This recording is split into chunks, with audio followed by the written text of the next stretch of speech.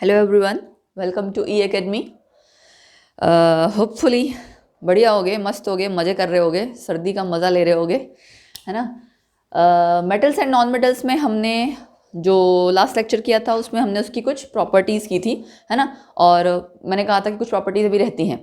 जो आगे प्रॉपर्टीज़ हैं, नेक्स्ट प्रॉपर्टीज़ हैं, मतलब जो कंटिन्यू करते हैं। देखो, आपके घर में जिन बर्तनों में हम खाना पकाते हैं, ठीक है, आपको पता है वो भी क्या है, मेटल है। Metals are used for cooking vessels. क्यों है ऐसा? Metals used for cooking vessels, right. इससे भी एक प्रॉपर्टी जुड़ी है, क्या?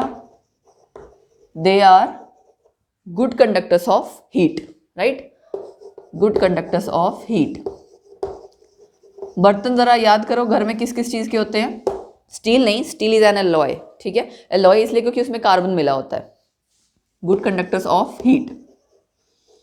स्टील में ना आयरन और कार्बन होता है, उसको वो एलॉय है। यूजुअली लोग सोचते हैं कि स्टील मेटल है या कोई एलिमेंट है। स्टील एलिमेंट नहीं है, दैट इज एन एलॉय जिसमें आयरन है और हमने कार्बन उसमें मिलाया हुआ है। एक तरह से वो आयरन का कार्बाइड है। कार्बाइड वर्ड होता है जिनमें कार्बन इस तरह से प्रेजेंट होता है, ठीक है। खैर एनीवेज, वो हम बाद में करेंगे फिर कभी, ज़्यादा डिटेल में नहीं जाते। गुड कंडक्टर्स ऑफ हीट है। अच्छा, इसके लिए एक एक्सपेरिमेंट अगर करना हो, सपोज करो हमने क्लैम्प स्टैंड लिया, ठीक है। ये क्लैम्प स्टैंड है, यहाँ पे हमने एक रॉड फिक्स कर दी, ठीक है। ये सपोज करो हमने एक रॉड फिक्स करी हुई है किसी एलिमेंट की, किसी मेटल की। उसको अगर मैं यहाँ हीट करूँगी ना, कैंडल यहाँ रखूँगी, ठीक है, यहाँ मैंने कैंडल रखी, ये मैंने रॉड फिक्स कर दी, यहाँ मैंने कैंडल रखी। जब मैं इसको हीट करूँगी, जो इसका ये सिरा है रॉड का ना, कुछ टाइम बाद जब देखूँगी तो ये गर्म हो जाएगा, ठीक है। हो सकता है आप इसमें मेटल्स चेंज कर करके देख लो, अलग अलग मेटल्स लोगे तो भी यही होगा। तो ये एक्टिविटी हमें क्या शो करती है कि मेटल्स हीट कंडक्ट करते हैं। दैट्स वाई हम उन्हें किस लिए यूज़ करते हैं? वेसल्स की तरह यूज़ करते हैं। उसमें खाना बनाने के लिए उनको यूज़ करते हैं। Example, copper. कॉपर में तो चलो हम यूजुअली कह सकते हैं, बट हम एल्यूमिनियम सबसे ज़्यादा यूज़ करते हैं, राइट। एल्यूमिनियम, शाइन, जिसको आप लोग कहते हैं ना शाइनिंग जैसा होता है। सिल्वर है, सिल्वर भी में भी बनता है, बट ये कि चांदी की थाली में कौन खाएगा, चांदी की कढ़ाई में कौन सब्जी बनाएगा, वो वाली बात है। तो डे टू डे लाइफ में जो अगर मैं कहूँ तो हम लोग एल्यूमिनियम यूज़ करते हैं, या जो एलॉय है वो है आपका स्टील, ठीक है। उसमें भी देखो आपका मेटल प्रेजेंट है ना, विद कार्बन प्रेजेंट है, उसकी प्रॉपर्टीज बेटर बनाने के लिए कि खराब ना हो, ड्यूरेबल ज़्यादा हो, स्ट्रॉन्ग ज़्यादा हो, ऐसी कई तरह की प्रॉपर्टीज, ठीक है। इसलिए हम एलॉय को यूज़ करते हैं, बट एक्चुअल में iron is also a metal, right. चलो, एक ये प्रॉपर्टी हो गई। उसके बाद सपोज करो हमने एक सेटअप लगाया, हम करंट पास करवा रहे हैं। एक जगह हमने यहाँ पे सर्किट हमने एक बनाया, यहाँ पे मैंने बल्ब लगा दिया है, ठीक है। उसके बाद यहाँ पे मैंने 2 क्लैंप्स लगा इस तरह से, ऐसे, ठीक है। ये यहाँ से, ये जो मैंने अटैच कर रखा है ना, यहाँ से आपको वोल्टेज मिल रही है, यानी कि सर्किट आप, यहाँ आपका स्विच है ये, ठीक है। जब आपका सर्किट बनेगा, ये जो मैंने ए और बी जगह दे रखी है ना, ये क्लैंप्स है कि आप उस, वो चिमटा जैसा सा, आप उस चिमटा तो नहीं कहोगे एक्चुअली, उसको क्लैंप बोलते हैं। क्लिप्स होती हैं वो एक्चुअली। क्लिप्स में आपने सेंटर में जो भी मेटल चेक करना है, जो भी मेटल है उसका पीस रखा, ठीक है। उसके बाद चेक क्या करना है कि सर्किट तो पूरा हो गया ना, यहाँ स्विच हमने बंद कर दिया, ठीक है। मतलब स्विच यानी कि कहने का मतलब है कि ऑन कर दिया, की उसमें प्लेस कर दी। बंद कर दिया कि मेरा मतलब ये था कि की हमने उसमें डाल दी सर्किट में, तो आपका सर्किट कंप्लीट हो गया। अब उसमें आप नोट क्या करोगे कि बल्ब ग्लो करेगा। यस, मेटल्स के केस में बल्ब ग्लो करेगा, कुछ और डालोगे तो ग्लो नहीं करेगा, ठीक है। अब उसमें भी गुड कंडक्टर्स ऑफ इलेक्ट्रिसिटी हो सकता है, एक्सेप्शन जरूर हो, ठीक है। तो हम यहाँ पे क्या कह सकते हैं, गुड कंडक्टर्स ऑफ इलेक्ट्रिसिटी, जैसे कि एल्यूमिनियम, कॉपर, ठीक है। लेड आपका गुड कंडक्टर नहीं है, लेड की कोटिंग होती है, लेड आपका क्या है, बैड कंडक्टर, ठीक। तो ये भी हमारी एक प्रॉपर्टी होगी मेटल की। एक तो हमने क्या कह दिया, good conductors of heat and electricity combine करके कह दिया, ठीक। उसके बाद मैंने आपसे वो प्रॉपर्टीज डिस्कस की थी ना, सोनोरस, की साउंड प्रोड्यूसिंग होते हैं, ठीक है। हार्डनेस हमने डिस्कस कर ली थी, आई थिंक। हार्डनेस के लिए, हाँ, मैंने हार्डनेस के लिए आपको बताया था, सोडियम को हम कट कर लेते हैं। सोडियम के अलावा और भी एग्जाम्पल हैं, सोडियम, लिथियम, पोटेशियम, तीनों को ही हम can be cut with knife, तीनों को ही हम नाइफ से कट कर सकते हैं, can be cut with knife, ठीक है। और इसके अलावा high melting point, boiling point होता है, हाई डेंसिटी होती है मेटल्स की, ठीक है। तो ये कुछ जनरल प्रॉपर्टीज़ हैं। एक्सेप्शन देखो सब जगह है। एक्सेप्शन में एक बारी नॉन मेटल की भी सारी प्रॉपर्टीज डिस्कस कर लूँ, उसके बाद मैं दोनों की एक्सेप्शन, नॉन मेटल की प्रॉपर्टी ना हम कंपैरेटिव वे में अब स्टडी करेंगे। उससे होगा क्या कि आप दोनों का कंपैरिजन इजीली कर पाओगे, तो चीज़ें याद रहेंगी, ठीक है। तो अब हम क्या करते हैं, चलिए स्टार्ट करते हैं। नॉन मेटल की प्रॉपर्टीज़ साथ में कंपेरिजन करते हुए पढ़ेंगे और साथ में एक्सेप्शन भी कर लेंगे, ठीक है ना। चलो स्टार्ट करते हैं। ओके, देखो मैंने एक चार्ट बना लिया इस तरह से, है ना, डिफ्रेंशिएट करते हुए। हम सबसे पहला पॉइंट, नॉन मेटल्स की जो प्रॉपर्टीज़ है ना, वो सेम आपकी वही प्रॉपर्टीज़ हैं, मतलब जो हमने मेटल्स की है उसमें हो सकता है जैसे आपका डिफरेंट है, इसलिए मैंने डिफरेंस बिटवीन करके कर दिया है। शुरुआत करते हैं लस्टर से। क्या बताया था मैंने, चमक, है ना। तो मेटल्स की yes they have a shining surface या शाइनिंग, मतलब लस्ट्रस कहना चाहिए, they are lustrous. Non metals नहीं होते एक्सेप्ट आयोडीन, ये याद रखना। आयोडीन की ना छोटी छोटी गोलियां सी होती हैं ऐसी, शाइनिंग सरफेस होता है उनका। अदरवाइज नॉन मेटल्स में कोई चमक नहीं होती है, दे आर नॉन लस्ट्रस, ठीक।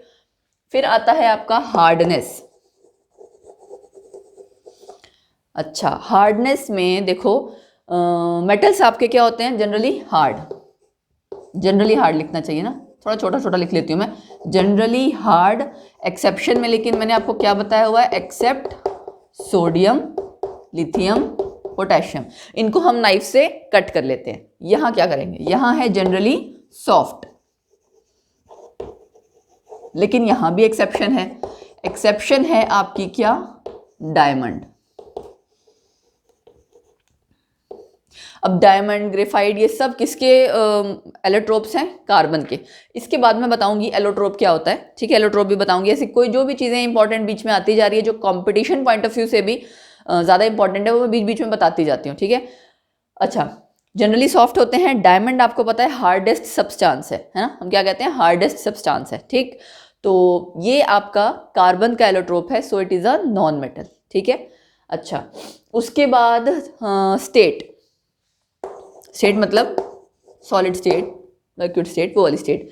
ये जनरली सॉलिड्स होते हैं, जनरली सॉलिड्स, एक्सेप्ट, एक्सेप्ट क्या है, मरकरी। मरकरी का सिंबल Hg, ठीक है। वो क्या होते हैं, सॉलिड्स और गैस, या गैशियस कहना चाहिए एक्चुअली, सॉलिड्स और गैशियस, एक्सेप्ट ब्रोमीन। ब्रोमीन आपका लिक्विड की फॉर्म में होता है और ये नॉन मेटल है। ब्रोमीन लिक्विड है, जो कई बार क्वेश्चन ऐसा पूछा जाता है, name a metal which exist in liquid form, name a metal, non metal which exist in liquid form. तो बच्चे क्या करते हैं, इंटरचेंज कर देते हैं। ध्यान रखो, मरकरी आपका मेटल है, ब्रोमीन आपका नॉन मेटल है, दोनों ही लिक्विड की फॉर्म में एग्जिस्ट करते हैं, दोनों ही एक्सेप्शन है अपनी अपनी कैटेगरी के। नॉन मेटल की कैटेगरी का ब्रोमीन एक्सेप्शन है, मेटल की कैटेगरी का मरकरी एक्सेप्शन है। मरकरी पारा, जो थर्मामीटर में होता है ना पारा, वो है। ब्रोमीन का कलर होता है, ब्रोमीन ब्राउनिश कलर की होती है, जैसे यूजुअली हम गैस की फॉर्म में इसको करते हैं, लिक्विड फॉर्म में अगर कन्वर्ट किया गया है तो भी वो ब्राउनिश है, ठीक है। अच्छा, लस्टर हो गया, हार्डनेस हो गया, स्टेट हमने डिस्कस कर ली। उसके बाद मेलिएबल और डक्टाइल, मतलब मेलिएबिलिटी, डक्टिलिटी, मेलिएबिलिटी, डक्टिलिटी, ये हमने प्रॉपर्टी लास्ट टाइम डिस्कस की थी ना, क्या थी, can be hammered into sheets, जिनको शीट्स में कन्वर्ट किया जा सके, परत में, लेयर्स में, इस तरह से, ठीक है। और डक्टिलिटी क्या होगा, जिनको वायर्स में आप कन्वर्ट कर सको। यहाँ पे दोनों जगह टिक आएगा, यहाँ पे दोनों जगह क्रॉस आएगा, है ना। नॉन मेलिएबल है, नॉन डक्टाइल है, ठीक है। और हमने प्रॉपर्टी भी स्टडी की थी, कौन ज़्यादा मेलिएबल है, कौन ज़्यादा डक्टाइल है, याद है। तो वो तो हमने ऑलरेडी सारी चीज़ कर ली थी, ठीक है। एक्सेप्शन देखो मैं साथ ही साथ करती जा रही हूँ। ये हमारी 5 प्रॉपर्टीज़ हो गई। 3-4 प्रॉपर्टीज़ और हैं जिनको हमें नेक्स्ट, इसको मैं रब कर देती हूँ, है ना, रब कर देंगे ज़्यादा ठीक रहेगा। 5 प्रॉपर्टीज़ हमने कर ली हैं, 4-5 प्रॉपर्टीज़ और हैं ऐसे ही, जिनको हमें कंपैरेटिव वे में स्टडी करना है। ओके, उसके बाद अगली प्रॉपर्टी करते हैं कंडक्टर्स ऑफ, है ना, heat and electricity, conduction of कहना चाहिए एक्चुअली, हीट एंड इलेक्ट्रिसिटी, ठीक है। मेटल्स यस गुड कंडक्टर्स दोनों के लिए, और ये bad conductors, of heat and electricity both. यहाँ पे एक्सेप्शन है आपकी क्या, ग्रेफाइट। ग्रेफाइट का जो स्ट्रक्चर है ना वो लेयर जैसा स्ट्रक्चर है, परत वाला स्ट्रक्चर है, और उसमें जैसे ग्रेफाइट किसका एलोट्रोप है, कार्बन का। 4 इलेक्ट्रॉन होते हैं ना, कार्बन का एटॉमिक नंबर क्या होता है 6, तो उसका हम इलेक्ट्रॉनिक कॉन्फ़िगरेशन कैसे लिखते हैं 2 4। तो वैलेंस शेल में कितने इलेक्ट्रॉन हैं 4 इलेक्ट्रॉन। वो 4 इलेक्ट्रॉन जो हैं उनमें 3 इलेक्ट्रॉन ही खाली बॉन्ड बनाते हैं, चौथा इलेक्ट्रॉन फ्री होता है। मैं दिखाई देती हूँ जब यहाँ बात आई गई है तो ये ऐसे,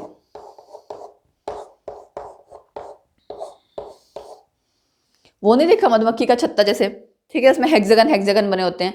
ये सपोज करो एक लेयर है, ये तो मैंने आपको सामने फ्रंट में दिखाई हुई है ना, ये एक लेयर है, उसी में ऐसे ऐसे ऐसे काफ़ी सारी लेयर्स हैं। वो लेयर्स आपस में एक दूसरे के ऊपर स्लिप कर सकती हैं, और आप यहाँ देख सकते हो ये एक कार्बन है जो आगे 3 ही बॉन्ड बना रहा है, इधर इधर इधर, यानी एक इलेक्ट्रॉन खाली है। वो सिंगल इलेक्ट्रॉन जो खाली है that helps in actually conduction, ठीक है। तो ये आपका क्या हो गया, एक्सेप्शन हो गया, ओके। और यहाँ पे गुड कंडक्टर्स बैड कंडक्टर्स की बात कर लें, जो सिल्वर है ना, सिल्वर और कॉपर गुड कंडक्टर्स, ठीक है। लेड मरकरी बैड कंडक्टर्स, ये याद रख लेना, ठीक है। गोल्ड सिल्वर तो आपका कई जगह है, मेलिएबल जो आपका जहाँ आता है ना मेलिएबल इंडक्टाइल, वहाँ पे भी आपका गोल्ड सिल्वर आंसर है, मतलब दैट हाईएस्ट कहना चाहिए, मोस्ट डक्टिलिटी की प्रॉपर्टी शो करता है या मेलिबिलिटी शो करता है, ठीक। यहाँ पे आपका सिल्वर और कॉपर, आपको पता है कि तारें होती है ना उसकी, कॉपर की सिल्वर की, that's why good conductors. Aluminium भी है बट हम इनको सबसे ज़्यादा कह सकते हैं। और पुअर कंडक्टर्स या बैड कंडक्टर्स लेड और सिल्वर, ठीक है। अच्छा, ये हो गया हमारा कंडक्शन के बारे में। उसके बाद और कौन सी property, density and melting point. Density melting point, ठीक है। मेटल्स में हाई डेंसिटी होती है और हाई ही मेल्टिंग पॉइंट होता है। यहाँ पे दोनों चीज़ लो होती है। यहाँ एक एक्सेप्शन है, क्या, एक्सेप्ट सोडियम पोटेशियम। जहाँ जहाँ एक्सेप्शन आती जा रही है मैं आपको बताती जा रही हूँ। ये एक्सेप्शन, ठीक है, ये तो चलो हमने अलग से किया ही है। यहाँ पे ये एक्सेप्शन, ठीक है। तो ये हमारा, इसको मैं थोड़ा सा पॉइंट्स रब कर दूँ, स्पेस कम लग रही है ना, ये 7th पॉइंट, ठीक है। फिर 8th सोनोरस। मेटल्स क्या होते हैं, सोनोरस और ये नॉन सोनोरस। नॉन मेटल में कोई आवाज़ नहीं आती है ना, टन करके आवाज़ कोई नहीं आती है नॉन मेटल्स में, सिर्फ मेटल्स में आती है। अच्छा, अगला है आपका 9th पॉइंट ऑक्साइड्स को लेके, ठीक है, कि मेटल जो ऑक्साइड्स बनाते हैं ना, कहने का मतलब है metallic oxides basic in nature होते हैं। Metallic oxides are basic in nature, ठीक है। और नॉन मेटेलिक आपके होते हैं acidic in nature. Non metallic oxides are acidic in nature, ठीक है। अच्छा, एग्जाम्पल अगर सपोज करो मैं मेटेलिक ऑक्साइड्स की बात करूं, Na2O, ऑक्साइड तो ऑक्सीजन के साथ ही होगा ना। सो ऑक्सीजन का क्या वो होता है, वैलेंसी 2 वैलेंसी है, क्रॉस मल्टीप्लाई किया तो Na2O, ठीक है। कैल्शियम ऑक्साइड, मैग्नीशियम ऑक्साइड, ये सब क्या हैं, metallic oxides and they are basic in nature. Calcium oxide quick lime, ठीक। Non metallic oxides, non metal याद करो अब कौन कौन से आपके, नाइट्रोजन, ठीक है। तो नाइट्रोजन डाइऑक्साइड, नाइट्रोजन ऑक्साइड, ये सब जो भी हैं, carbon dioxide, they are acidic in nature. Carbon dioxide देखो आप वाटर मिलाते हो क्या बन जाता है, कार्बोनिक एसिड। बेशक वीक एसिड है लेकिन है तो एसिड ना, तो ये एसिडिक इन नेचर है, ठीक है। तो हमने इन जनरल मेटल और नॉन मेटल दोनों की क्या करी, फिजिकल प्रॉपर्टीज डिस्कस करी, उनको क्या किया है, डिफरेंस बिटवीन भी उनका कंपैरेटिव स्टडी कहना चाहिए, कंपैरेटिव स्टडी कर लिया। इस जितना हमने किया ना, इसके रिगार्डिंग कुछ क्वेश्चंस की प्रैक्टिस करते हैं, ठीक है। कुछ क्वेश्चंस मैं आपसे पूछूंगी तो ये साथ के साथ थोड़ा सा रिवाइज हो जाएगा, है ना। चलो उसके बाद आगे इसकी हमें फर्दर फिर केमिकल प्रॉपर्टीज और बहुत सी चीज़ें जो भी इस चैप्टर में पढ़नी है। अभी तो मैंने शुरुआत की है just, metals and non metals का हमने बेसिक चीज़ जो है मैंने आपको वो बताई। अच्छा, एक चीज़ और याद आ गई, जो तार होती है ना, हमने कहा ना good conductors of heat and electricity है मेटल्स, तो जो कॉपर की तार है आपने देखा उसके ऊपर एक रबर की कोटिंग होती है अभी, ताकि करंट ना लगे। वो रबर की कोटिंग किस चीज की होती है? किसी को पता है रबर की कोटिंग वो किस चीज की होती है? PVC, poly vinyl chloride. ठीक है, पॉलीविनाइल क्लोराइड की वो जो एक तरह से कहना चाहिए कोटिंग होती है। ठीक है, ये पॉलीमर्स होते हैं जो कि इसकी कोटिंग की वजह से क्या होता है, करंट नहीं लगता हमें। ठीक, तो ऐसी छोटी छोटी चीजें हैं जो डेली यूज की कहीं ना कहीं काम आ सकती हैं, क्वेश्चन में एमसीक्यूज के फॉर्म में पूछा जाता है। तो चलो कुछ क्वेश्चंस करते हैं जो जितना हमने किया उससे रिलेटेड, कुछ एमसीक्यूज के फॉर्म में और कुछ आपके सिंपल जो क्वेश्चंस होते हैं 1 वर्ड है ना, या सॉल्व करने वाले वो। ओके, क्वेश्चंस हम स्टार्ट करते हैं यहाँ से। मेथड्स मैंने शॉर्ट में लिखे क्वेश्चंस, मैं साथ साथ बताती जाऊंगी। ठीक है, फिर हम करते जाएंगे। Methods suitable for preventing an iron frying pan from rusting. 4 आपको ऑप्शन दिए, उनमें से हमें ये बताना है कौन सा मेथड सुटेबल है जो कि हम यूज़ कर सकें कि हमारा आयरन का, लोहे का जो फ्राइंग पैन है वो रस्टिंग से बच सके, उस पर जंग ना लगे। पहला ऑप्शन क्या है? अप्लाइंग ग्रीस, ग्रीस लगा दें, कोटिंग है ग्रीस की लगा दें। दूसरा पेंट अप्लाई कर दें। तीसरा जिंक। चौथा ऑल ऑफ द अबव। देखो कोटिंग तो हम किसी की भी कर सकते हैं, तो बहुत से हो सकता है बच्चे सोचेंगे ऑल ऑफ द अबव कर देना चाहिए क्योंकि कोटिंग अप्लाई कर देंगे तो उस पर जंक नहीं लगेगा। लेकिन आप ये सोचो चीज़ क्या है? आयरन फ्राइंग पैन है ना, उसकी यूटिलिटी क्या है? वो डेली किचन में यूज होना है खाना पकाने के लिए। खाना बनेगा, धुलेगा बार बार बर्तन, वो खाना बनेगा। अच्छा, उस पर आप पेंट लगा के, चलो पेंट हो सकता है सूख जाएगा, ठीक है जी। ग्रीस, ग्रीस तो नहीं सूखता, तो यानी आप ग्रीस तो लगा नहीं सकते। क्यों? क्योंकि उसमें आप खाना बना रहे हो, उसमें से सब्जी निकाल के खाओगे, आप ग्रीस थोड़ी खाओगे, है ना। अच्छा, उसके बाद पेंट है। पेंट एक ऐसी चीज़ है जब आप बार बार वॉश करते हो, हीट करते हो ना, वो चीज़ हट जाती है। तो पेंट प्रॉपर मैं ये कहूँगी कि सॉल्यूशन नहीं है टू प्रिवेंट रस्टिंग। वो भी किसके लिए? उन चीज़ के लिए जो डेली, जैसे आप सिंपल लोहे की रॉड है आपके घर में लगी हुई, ठीक है, कहीं आपका टिन की शेड डली हुई है, उस पर करोगे ठीक है, समझ में आता है, आयरन की चीज़ है। लेकिन फ्राइंग पैन में पॉसिबल नहीं है। फ्राइंग पैन में आपको एक ऐसी चीज़ चाहिए कि आप उस बर्तन को बार बार हीट करो, वॉश करो, तो भी वो कोटिंग ना हटे। ठीक है, वो आंसर क्या होगा correct? Coating of zinc. Zinc की कोटिंग से बार बार आप उसको चाहे जैसे मर्जी वैसे करो, खराब नहीं होती है। जिंक की कोटिंग काफ़ी टाइम चलती है। ठीक, ओके, अगला question. You have given hammer, हथौड़ी दी हुई आपको, बैटरी दी है, बल्ब आपको दिया हुआ है, तारें दी हैं, वायर्स एंड स्विच। ठीक है, अब सब कुछ दे तो दिया, काम क्या करना है? How can you use them to distinguish between metals and non metals. आप उनको कैसे यूज करोगे कि आप मेटल और नॉन मेटल्स के बीच में फर्क पता लगा सको। ठीक है, आपको सब्सटेंस दिया गया। सबसे पहले मेटल्स हमें पता है कंडक्शन करते हैं, ये बल्ब तार बैटरी देख के पता ही लग रहा है ना कि कंडक्शन करेंगे, गुड कंडक्टर्स हैं ऑफ इलेक्ट्रिसिटी। और दूसरी क्या चीज़ है? मैलिएबल हैं। हैमर का काम क्या है? हथौड़ी का काम क्या होगा? आप उस सब्सटेंस को हैमर करके देखोगे, हथौड़ी से पीट के देखोगे, अगर वो इस तरह से शीट्स की फॉर्म में कन्वर्ट हो जाती है देन वो क्या है?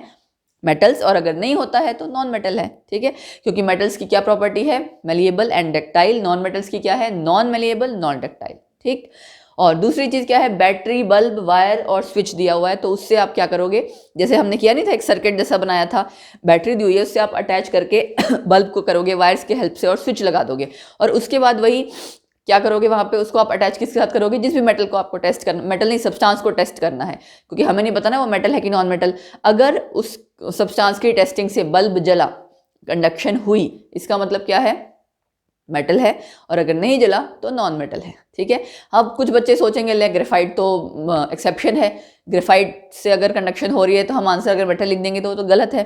ठीक है, एक्सेप्शन की बात अलग है, यहाँ इन जनरल पूछा हुआ है, बाकी वैसे ग्रेफाइट देख के पता लग जाएगा आपको, दैट इज ग्रेफाइट। पेंसिल में होता है ना, पेंसिल में आगे जो काला काला पार्ट है वो क्या होता है? वो ग्रेफाइट होता है। ठीक है, अच्छा, दूसरा पार्ट क्या पूछा इस क्वेश्चन का?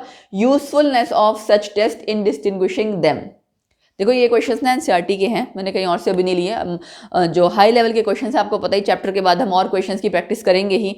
अभी मैं बीच बीच में सिर्फ जो आपका टॉपिक है साथ के साथ थोड़ा सा रिवाइज हो जाए, क्वेश्चंस कैसे आते हैं वो डिस्कस हो जाए, उस हिसाब से कर रही हूँ मैं। ठीक, तो यूजफुलनेस क्या है इस टेस्ट की? कहने का मतलब है कि कितना ये टेस्ट आपका, हम कह सकते हैं कि सही है, जिससे कि हम ये कह सकें कि मेटल और नॉन मेटल डिस्टिंग्विश कर रहा है। ये टेस्ट आपका किस पे बेस्ड है आपको पता है ना? फिजिकल प्रॉपर्टीज पे। ठीक है, हम कोई केमिकल रिएक्शन नहीं कर रहे हैं, हम ये नहीं कह सकते कि केमिकल रिएक्शन करके कोई नया प्रोडक्ट बन गया या कोई नए चेंजेस आ गए कि हम उसमें डाउट कर सकें।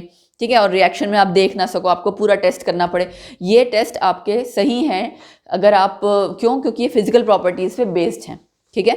और फिजिकल प्रॉपर्टीज़ भी आपकी कौन सी है, वो वाली जो बिल्कुल श्योर शॉर्ट आंसर हमें देंगी, है ना। तो इसलिए yes, these test are really useful. उसके बाद है अगला, मैंने शॉर्ट में लिखा हुआ देखो, PTAU-AG। PT क्या है, platinum, AU gold, AG silver. Platinum gold silver को ज्वेलरी बनाने में क्यों यूज़ करते हैं, ज्वेलरी करके मैंने शॉर्ट में लिख दिया क्वेश्चन मार्क, ज्वेलरी बनाने में क्यों यूज़ करते हैं, कौन सी ऐसी मेटल की प्रॉपर्टी है जो हमें ये बताती है कि हम इन मेटल्स को यूज़ कर सकते हैं फॉर ज्वेलरी मेकिंग। उसका रीज़न ये है कि आपका लस्टर, मेटल्स जो आपके क्या होते हैं, लस्टर्स होते हैं, चमक होती है उनमें, इसलिए हम उसकी ज्वेलरी बनाते हैं, ठीक है। कई बार बच्चे सोचते हैं कि मैलिएबल डक्टाइल है इसलिए भी ज्वेलरी बनाते हैं, वो एक आपकी सेकेंडरी प्रॉपर्टी है। अगर चमक ही नहीं होगी सोचो, और मैलिएबल डक्टाइल का लेके क्या करोगे आप, उसको उसकी शेप तो दे दोगे, चेंज कर दोगे, लेकिन चमक नहीं है तो ज्वेलरी किस काम की, राइट। इसीलिए ज्वेलरी के लिए सबसे पहला आंसर आपको ये लिखना पड़ेगा कि मेटल्स आर लस्टर्स, ठीक है, they have shining surface, that's why these metals are use for making jewellery. Moreover उसके बाद आप लिखना चाहो तो लिख सकते हो, बट वैसे मेरे ख्याल से आपको यही प्रॉपर्टी लिखनी चाहिए क्योंकि ये मेन प्रॉपर्टी है, ठीक। अच्छा, उसके बाद aluminium reactive yet used for cooking utensils. कहने का मतलब क्या है, एल्यूमिनियम आपका बहुत रिएक्टिव मेटल है, ठीक है, फिर भी हम उसको बर्तन बनाने में, या मतलब एक जो हम खाना बनाने में किचन में यूज़ करते हैं ना, उसमें क्यों यूज़ करते हैं, जबकि वो तो बहुत रिएक्टिव मेटल है, हमें वो यूज़ ही नहीं करना चाहिए। तो हमें ये पता है पहली बात, एल्यूमिनियम रिएक्टिव मेटल है, yes. Aluminium good conductor of heat है, वो भी हमें पता है, ठीक है। लेकिन बात ये आती है कि अगर रिएक्टिव है तो फिर वो तो खराब हो जाना चाहिए, हमें उसको यूटेंसिल्स में यूज़ नहीं करना चाहिए बनाने के लिए। एक्चुअल में एल्यूमिनियम जब आपका एटमॉस्फेयर में जो ऑक्सीजन है उसके साथ रिएक्ट करता है ना, तो एक ऑक्साइड की लेयर बनाता है, कौन सी, Al2O3। ये आपकी ऑक्साइड की लेयर बनाता है एल्यूमिनियम, ठीक है। और ये लेयर कैसी है कि एक बार वो जो भी आपका बर्तन था, यूटेंसिल्स एल्यूमिनियम का, ऑक्सीजन के साथ रिएक्ट करके जब एक लेयर उस एल्यूमिनियम के जो भी आपका बर्तन है उसके ऊपर बन गई, उसके बाद वो फर्दर रिएक्ट नहीं करेगा, ठीक है। कोरोजन नहीं होगी, नॉन कोरोसिव है, मतलब कोरोजन आपने पढ़ा हुआ है ना पहले चैप्टर में, राइट। तो कोरोजन मतलब क्या है, वो मेटल आपका खराब नहीं होगा, उसकी जो सरफेस है मॉइस्चर या आपका एटमॉस्फेयर में जितनी गैसेज हैं उसके साथ रिएक्ट करके खराब नहीं होगा। तो लेयर आपका काम क्या करती है, फर्दर उसको प्रोटेक्ट करती है कि वो और रिएक्ट ना करे किसी भी तरह से। तो जाहिर सी बात है हमें ऐसे बर्तन चाहिए जो हमेशा रिएक्ट ना करे और गुड कंडक्टर भी हो, तो इस वजह से हम एल्यूमिनियम को क्या करते हैं, यूज़ करते हैं फॉर मेकिंग यूटेंसिल्स। अच्छा, इसी तरह का एक क्वेश्चन और है कि सोडियम, पोटेशियम, लिथियम, इस तरह की चीज़ों को हम ऑयल में क्यों स्टोर करते हैं, ठीक है, ऑयल में क्यों स्टोर करके रखते हैं। मैंने आपको पढ़ाते टाइम भी बताया था, उसका रीज़न क्या है, दे आर वेरी रिएक्टिव, और पानी के साथ, एटमॉस्फेयर के साथ, वो पानी के साथ तो खास करके स्पेशली बहुत जल्दी रिएक्ट करते हैं, ठीक है।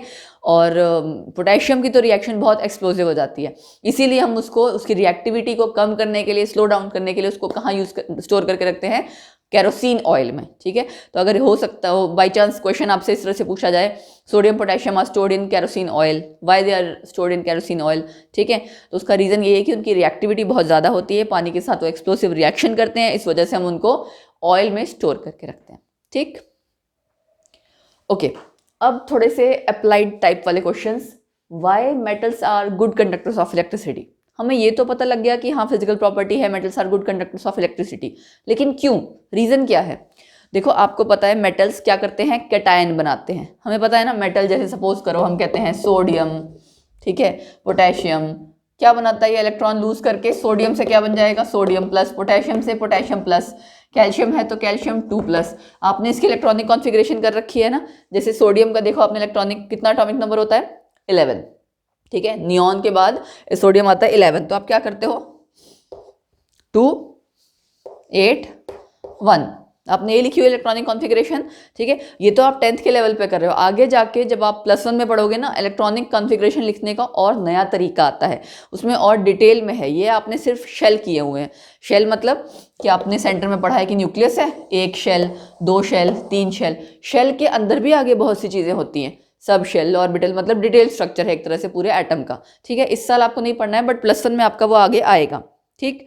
तो atomic structure is very important, but अभी के लिए फिलहाल देखो 281 इसका क्या है, इलेक्ट्रॉनिक कॉन्फ़िगरेशन। तो ये एक इलेक्ट्रॉन लूज कर जाए अगर, तो आसानी से क्या बन जाएगा, 28, किसकी कॉन्फ़िगरेशन है वो, नियॉन की, ठीक है, स्टेबल हो गई ना आपकी इलेक्ट्रॉनिक कॉन्फ़िगरेशन। कोई भी एटम अगर आसानी से स्टेबल होगा तो वो ज़रूर वो काम करेगा जिसकी वजह से वो स्टेबल हो रहा हो। ये कैसे स्टेबल हो रहा है? इलेक्ट्रॉन लूज करके। इलेक्ट्रॉन लूज करके मतलब क्या बना रहा है? कैटायन। ठीक है, कैल्शियम के केस में क्या होगा? देखो 2 8 कितना होता है इसका एटॉमिक नंबर? 20। ठीक है, 8 2 कितना हो गया? 10, फिर से 8 फिर 2, तो ये 2 इलेक्ट्रॉन आसानी से, एक इलेक्ट्रॉन लूज करने से कैल्शियम प्लस बनेगा, उसकी स्टेबिलिटी नहीं आएगी, वो क्यों करना चाहेगा? दोनों इलेक्ट्रॉन रिमूव करके वो क्या बन जाता है? फिर से आपका कोई एक नोबल गैस आ जाती है। आपने पढ़ रखा है ना noble gas, helium, neon, argon. कौन सी नोबल गैस आ जाएगी? 288 वाली, अगर ये हट जाए यानी कि आर्गन 18 आपकी आ जाएगी। ठीक है, तो इसलिए गुड कंडक्टर्स ऑफ इलेक्ट्रिसिटी क्यों हैं? Because they have free electrons. बात ये थी कि इनमें फ्री इलेक्ट्रॉन्स होते हैं, इस वजह से they are good conductors of electricity. ठीक है, तो उसी को समझाने के लिए मैंने ये बताया कि कैटायन बनेंगे तो जाहिर सी बात है क्या कर रहे हैं? इलेक्ट्रॉन लूज कर रहे हैं ना, तो फ्री इलेक्ट्रॉन्स के कारण क्या होता है? वो कंडक्शन करते हैं। अच्छा, why graphite is used in making electrodes. Graphite electrodes बनाने में क्यों यूज होता है? हमें पता है, हमने एक्सेप्शन पढ़ा है ना नॉन मेटल्स में, बैड कंडक्टर्स ऑफ इलेक्ट्रिसिटी या poor conductors of electricity except graphite. और अभी भी मैंने आपको बताया था ना, ग्रेफाइट में क्या है? लेयर्ड स्ट्रक्चर है, लेयरिंग होगी, और उसमें चौथा इलेक्ट्रॉन क्या होता है? फ्री। वो फ्री इलेक्ट्रॉन, उसके कारण आपकी कंडक्शन होती है। इलेक्ट्रोड्स इसीलिए बनते हैं उसमें, ठीक है, क्योंकि वो हेल्प करेंगे आपकी कंडक्शन में फर्दर। ठीक है, अच्छा, उसके बाद आगे है आपका which of the following metals will melt eight body temperature. आपको 4 ऑप्शंस दी हुई हैं, इनमें से आपको ये पता लगाना है कि कौन से मेटल्स हैं जो बॉडी टेम्परेचर पे मेल्ट हो जाएंगे। मैग्नीशियम एल्यूमिनियम नहीं है, आपको याद है मैंने एग्जांपल कराया हुआ था, गैलियम, जर्मेनियम, सीजियम। उसमें भी गैलियम और सीजियम ऐसे हैं कि हाथ पे रखते ही मेल्ट हो जाते हैं। बॉडी टेम्परेचर कितना है? 37 डिग्री सेल्सियस।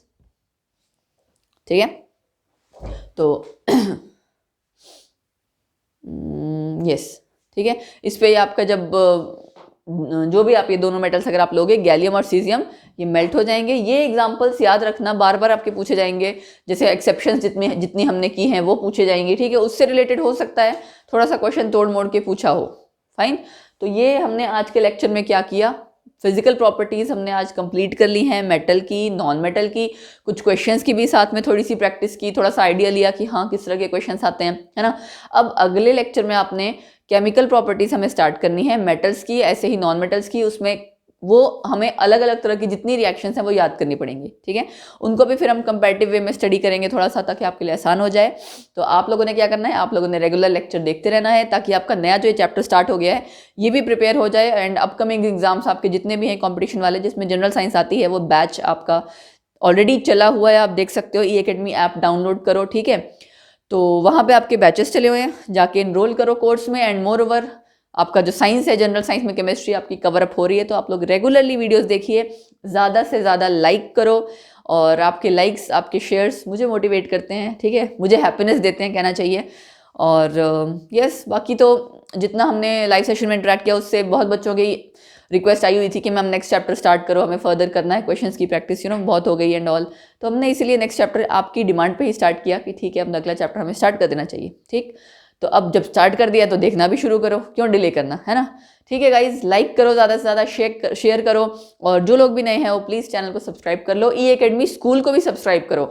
वहाँ पे और यहाँ में देखो फ़र्क क्या है, वहाँ पे जो आपको वहाँ 9 से लेकर 12 तक के आपके जितना कंटेंट है साइंस रिलेटेड, फिजिक्स, मैथ्स, वो सारा आपका पूरा ऑर्गेनाइज्ड वे में है, तो आपको थोड़ा आसान हो जाएगा, है ना। इस चैनल पे आपका क्या है कि बाकी जो कंपटीशन वाली चीज़ें हैं वो भी हैं, तो आप दोनों जगह देख सकते हैं प्रॉपर। ऐसा नहीं है, आपको दोनों चैनल को सब्सक्राइब करके रखना चाहिए। तो मेरी आपसे यही अपील है कि दोनों चैनल सब्सक्राइब करके रखो, ई-अकेडमी ऐप डाउनलोड करके रखो। ठीक है जी, फिर मिलेंगे, bye bye, take care, have a nice day, bye.